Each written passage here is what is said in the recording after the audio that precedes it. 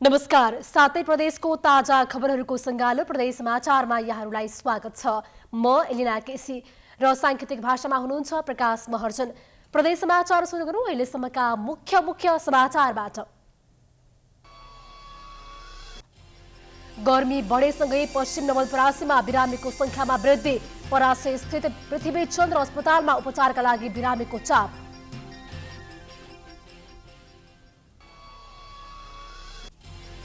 नेपालमा पेट्रोलियम पदार्थको मूल्य वृद्धिपछि भारतमा गई तेल हाल्नेको घुइँचो। सीमावर्ती जिल्लाबाट तेल भर्न धमाधम भारत जाँदै।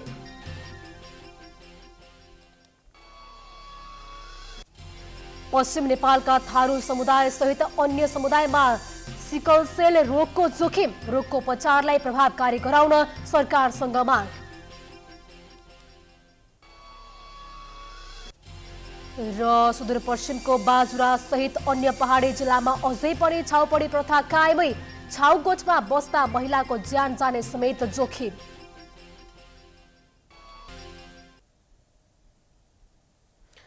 आजको प्रदेश समाचार सुरु गरौँ। गर्मी बढेसँगै पश्चिम नवलपरासीमा बिरामीको संख्यामा वृद्धि भएको सम्बन्धी प्रसङ्गबाट।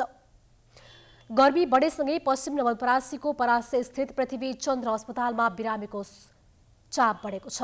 बिरामीको चाप बढेपछि उपचारलाई प्रभावकारी बनाउन अस्पतालमा टोकन प्रणाली लागू गरिएको छ। बिरामीको चापलाई मध्यनजर गर्दै अस्पतालको टिकट काउन्टरमा टोकन प्रणाली लागू गरिएको जनाइएको छ। मुख्य टिकट लिने स्थान, ओपीडी, भिडियो एक्सरे, फार्मेसी लगायतका सेवामा टोकन प्रणाली लागू गरिएको छ। इलेक्ट्रोनिक डिभाइसबाट क्रमैसँग आउने टोकन नम्बर अनुसार सेवाग्राहीले सेवा लिनेछन्।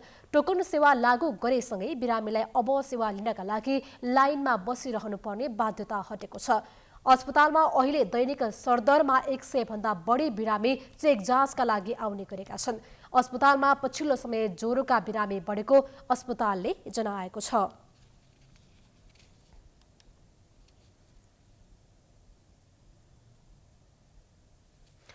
अब लागौँ नेपालमा पेट्रोलको मूल्य वृद्धि भएपछि कपिलवस्तुका स्थानीय भारतमा गएर तेल हाल्न थालेको सम्बन्धी समाचारतर्फ। नेपालमा पेट्रोलियम पदार्थको मूल्य वृद्धि भएपछि कपिलवस्तु लगायत सीमावर्ती जिल्लाका नेपालीहरू भारतमा गई तेल हाल्न थालेका छन्। नेपालभन्दा भारतमा कम मूल्यमा तेल बिक्री हुँदै आएको छ।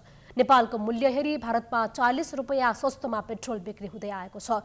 सस्तोमा पाइने भएपछि भारतीय पेट्रोल पम्पमा तेल हाल्नेहरूको भिड नै लाग्ने गरेको छ। नेपालभन्दा कम मूल्यमा पेट्रोल पाउने भएकाले भारतीय बजारमा तेल हाल्ने गरेको सीमावर्ती नेपालीको भनाइरहेको छ। भारतको सिमानाकासँग गाँसिएका व्यक्तिहरूले आजभोलि नेपालमा पेट्रोल डिजल हाल्नुभन्दा पारी गएर 40 रुपियाँ सस्तोमा पारी भनाउने अवस्था आएको छ। र यो मूल्य वृद्धिलाई छिटैभन्दा छिटै सरकारले निराकरण गर्नुपर्छ। यो वास्तविकमा यसलाई चाहिँ यो व्यवहारिक रूपमा र नैतिक रूपमा चाहिँ सही कुरा होइन। नेपाल सरकारले 200 रुपियाँ लिटर हिजोदेखि तेल गरेको छ। हामीले इन्डियामा आएर 97 रुपियाँ आइसीमा तेल भराएका छौँ। 50 रुपियाँको फरक छ। पहिलेदेखि 50 रुपियाँ फरक छ लिटरको। फुल ट्याङ्क चलाउँदाखेरि लगभग 500, 400, 500 बचत हुन्छ। नेपाल आयल निगमले नेपालमा 1 लिटर पेट्रोलको मूल्य 179, डिजल मट्टी तेल 192 रुपियाँ तोकेको छ। तर भारतमा 1 लिटरको पेट्रोलको मूल्य रु 96 भारतीय मूल्य अर्थात् 159 नेपाली रुपियाँ पर्न गएको छ।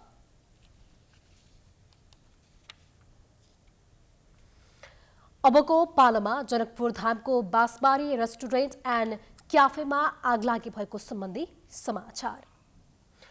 जनकपुर धामको भैरव चोक स्थित बाँसबारी रेस्टुरेन्ट एन्ड क्याफेमा आगलागी हुँदा 15 लाख बराबरीको क्षति भएको छ। होटल मसला कचैसँगै टाँसिएर रहेको बाँसबारी रेस्टुरेन्ट एन्ड क्याफेमा बिहान आगलागी भएको थियो। समयमा दमकल नपुगेका कारण बढी क्षति भएको स्थानीयको भनाइ छ। दमकलको सहयोगमा प्रहरी, नेपाली सेना र स्थानीयले आगो नियन्त्रणमा लिएका थिए।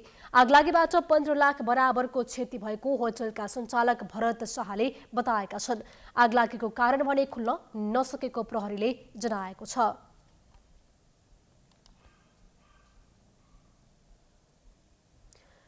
प्रदेश समाचारमा पालो भएको छ विश्रामको।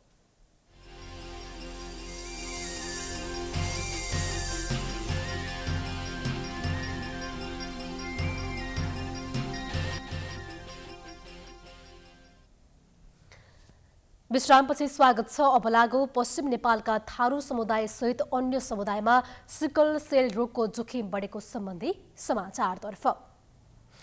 पश्चिम नेपालका थारू समुदाय सहित अन्य समुदायमा समेत सिकल सेल रोगका बिरामीहरू देखिएका छन्। सिकल सेलले तुरुन्तै मानिसको मृत्यु नहुने भए पनि यसको असर वंशाणुगत रूपमा सर्ने गरेको छ। एक रिपोर्ट। रूपमा सर्ने सिकल सेल रोग पश्चिम तराईका जिल्लामा देखिन थालेसँगै जोखिम बढेको छ। नेपालमा खास गरी तराईका थारू समुदायमा यो रोग बढी भएको पाइएको छ। साथै महिलामा सिकल सेल रोगले धेरै प्रभाव पार्ने गरेको छ। थारू समुदाय सहित अन्य समुदायका बिरामीहरूले पाउने औषधि बीमाको सूचीमा समेत नसमेटिएका कारण थप शास्ति खेप्नु परिरहेको छ। सरकारले सिकल सेलका बिरामीलाई 1 लाखसम्म उपचार खर्च दिने गरेको छ, तर सरकारले दिने खर्च सकिएपछि ती बिरामीहरू समस्यामा परेका छन्। थारू समुदायमा जनस्वास्थ्य समस्याका रूपमा रहेको र अन्य समुदायमा समेत देखिएको सिकल सेल रोगको उपचारलाई प्रभावकारी गराउन सरकारले नीतिगत सुधार गर्न जरुरी रहेको सिकल सेल विज्ञ समेत रहनुभएका डाक्टर राजन पाण्डेले बताएका छन्। रोगी वा वाहक पहिचान भए त्यही अनुसार बिहेबारी गर्न सुझाउनु पर्ने र त्यसलाई समुदायले स्वीकार गरेको खण्डमा आगामी पुस्ता सिकल सेल रोगबाट मुक्त हुने समेत डाक्टर पाण्डेले बताएका छन्। नियन्त्रणको उपाय भनेको चाहिँ मुख्य चाहिँ रोग हुन नदिनु हो।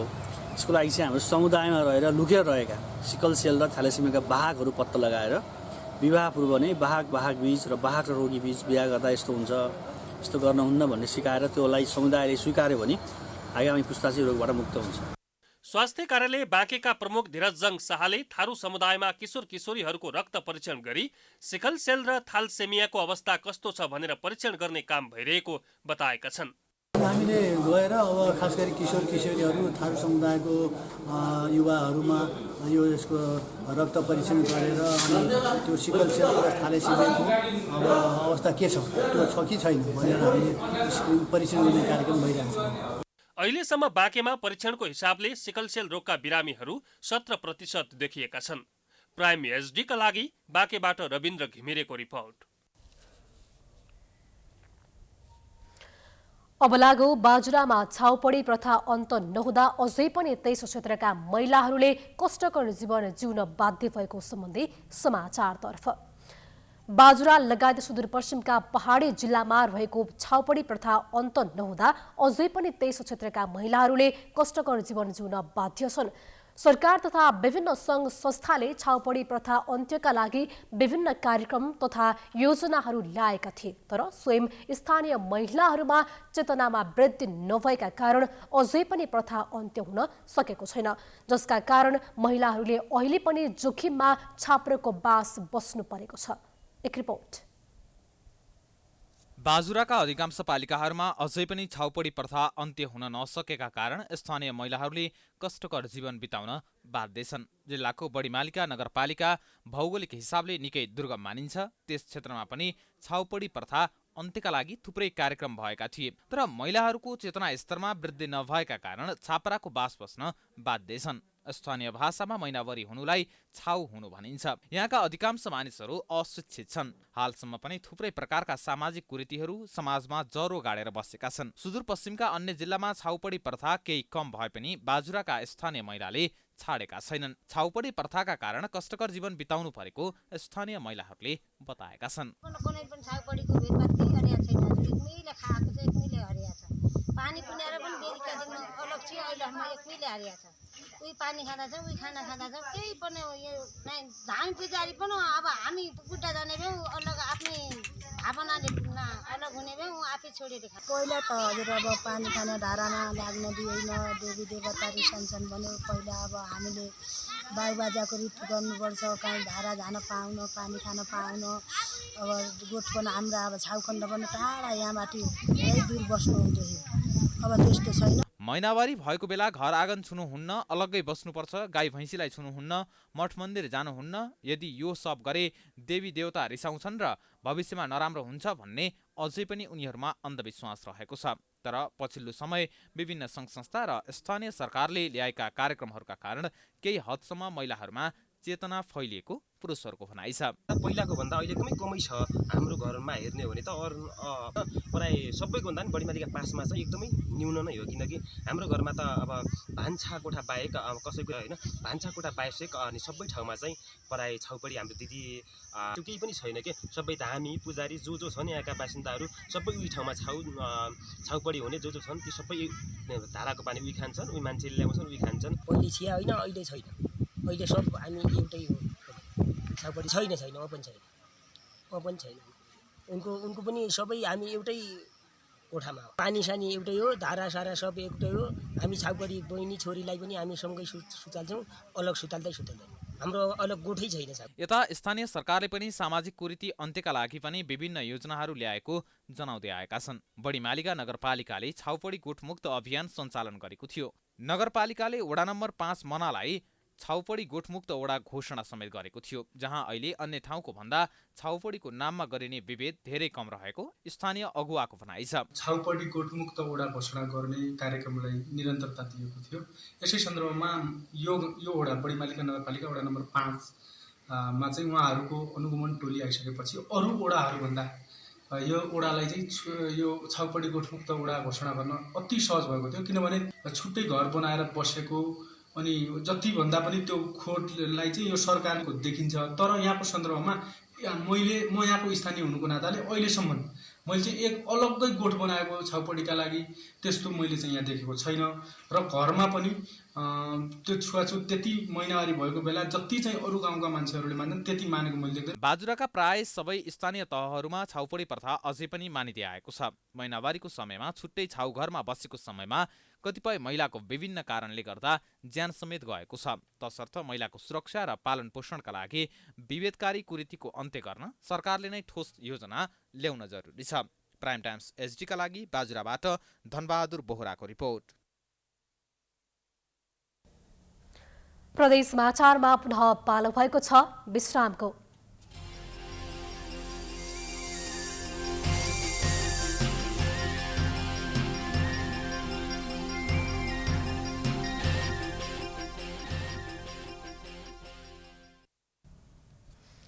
विश्रामपछि स्वागत छ। अन्तमा दाङको एक विद्यालयका विद्यार्थीहरूले प्रयोगात्मक रूपमा घोराई बजारको चोकमा ठेला व्यवसाय गरेको सम्बन्धी समाचार।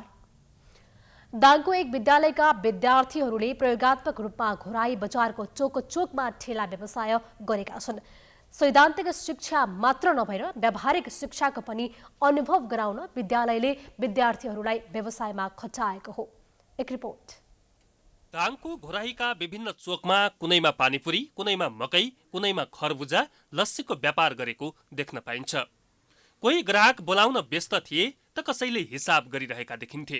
त्यहाँ कुनै वास्तविक व्यापारी नभएर घोराईमा रहेको गुरुकुल एकाडेमीले सुरु गरेको पढाइसँगै व्यावहारिक शिक्षा दिने गरी प्रयोगात्मक कक्षाको व्यवसाय थियो।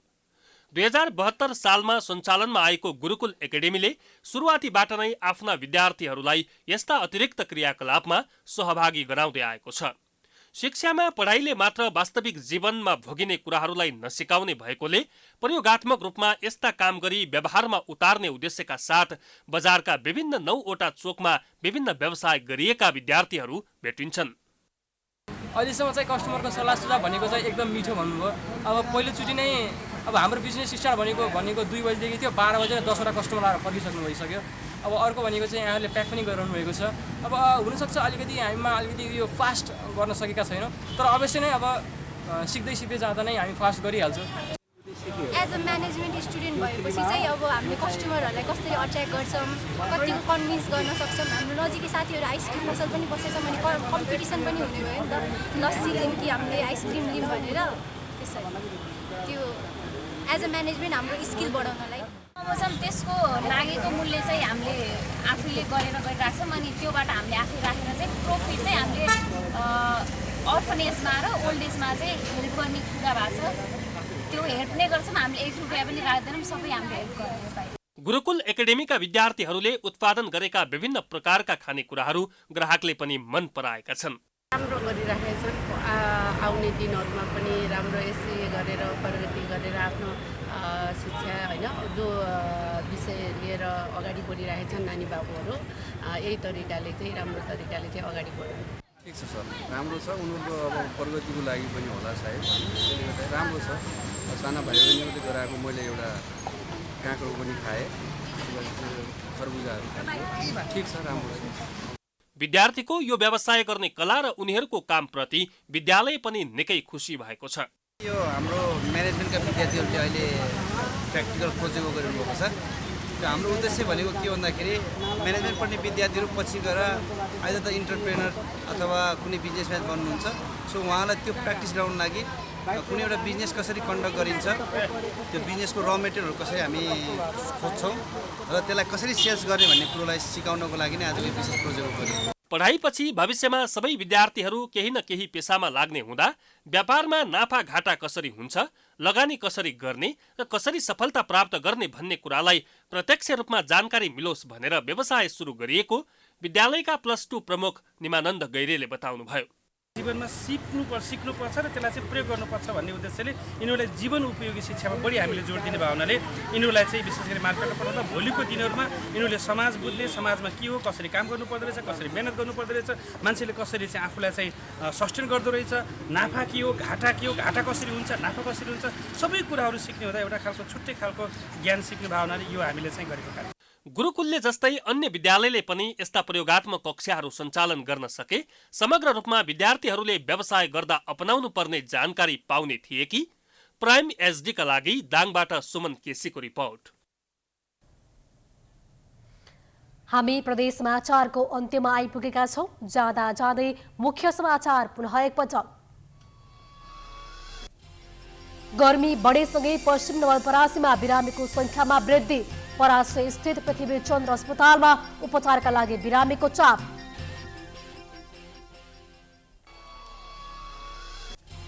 नेपालमा पेट्रोलियम पदार्थको मूल्य वृद्धि पछि भारतमा गई तेल हाल्नेको घुइँचो। सीमावर्ती जिल्लाबाट तेल भर्न धमाधम भारत जाँदै।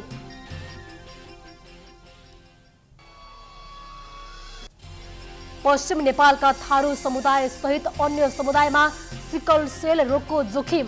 रोगको उपचारलाई प्रभावकारी गराउन सरकारसँग माग।